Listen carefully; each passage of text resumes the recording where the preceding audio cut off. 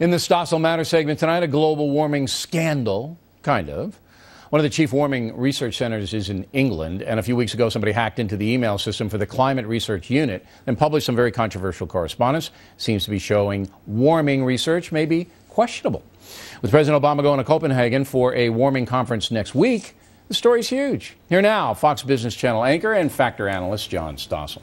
So what do these emails say? I mean, is there a smoking gun here? Or? There's no real slam dunk, no. It doesn't prove anything about global warming, but it says a lot about the attitude of some of these alarmists who've been telling us we have to give them tons of money to solve the problem. It shows how corrupt some of them were. Give me an example. An example is the lengths they would go to keep data hidden from the skeptics. I'm getting hassled by people to release the temperature data. Don't any of you tell anyone that the United Kingdom has a Freedom of Information Act. So they didn't want to give the actual hard data on warming.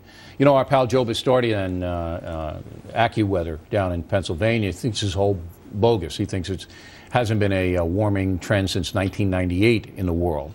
Does this prove that Bastardi's onto something? This doesn't, but clearly he's onto something. There hasn't been warming for the past 11 years. How do you know? The atmospheric data just don't show it. You've seen it? I haven't personally seen it, but my researchers talk to the scientists who collect the data. Your guys tell you that, then. That's right. But, you know, that doesn't prove that these guys are wrong. There still could be just a brief pause, and then this huge increase in carbon dioxide could cause huge problems. But what are the odds? And we've got real problems in the world. We've got millions of people dying from malaria, from malnutrition, from bad hygiene that causes horrible diseases. The idea that we should keep them poor by spending all this money on global warming is an awful idea. All right, so Obama goes to Copenhagen next week with all the other leaders, and they all say, yeah, we don't want a hot planet because it's bad for everybody. And you say it's all bunk? The whole thing's a charade? Not the whole thing. You have to divide it. Yes, the globe has been warming. Yes, man probably makes it worse. But does that mean buying a Prius is going to make any difference? But shouldn't we all try to have a cleaner, more balanced planet? Wouldn't that be better for everybody to do that? Sure, but when I think of clean, I think of let's get rid of the soot and the sulfur dioxide and the nitrogen oxides that really poison people and shorten lives, cause smog in Los Angeles. But this is carbon dioxide. This is life. And to say that Obama says we're going to reduce by 15% and then later by 80%, we probably can't do it.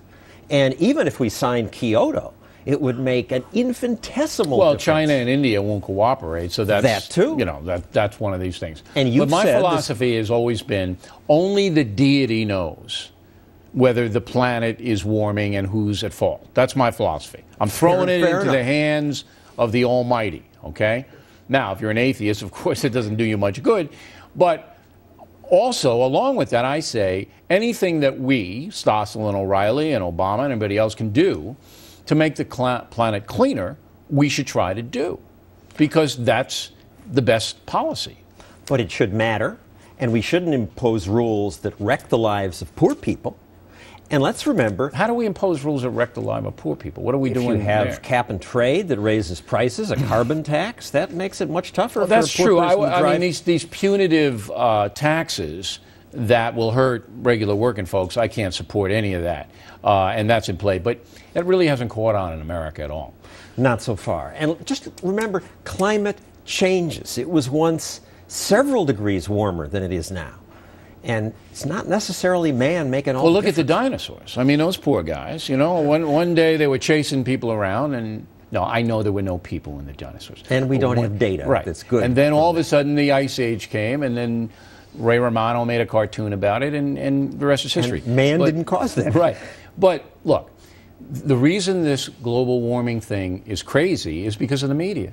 That's why it's crazy. Gore got onto it. The media loves him. They took it. They ran with it. And now everybody thinks, you know, the world is going to end. What's this, 2012 movie? Got the, That's you know, everybody's going down. And I've interviewed school children who say, we're all going to die. We're going to drown.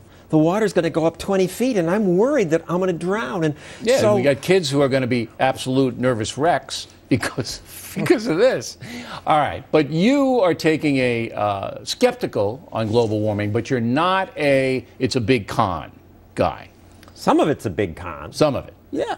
It's a big con to say that what we're talking about doing is going to make any difference. And it's a big con to say we know that this is a big problem. We know we have much bigger problems that are very different. All right, John Stossel, everybody. Thanks, John. Plenty more ahead as the factor moves along this evening. 3 Navy SEALs charged with roughing up a terrorist. Is it legal? Has been investigating the case.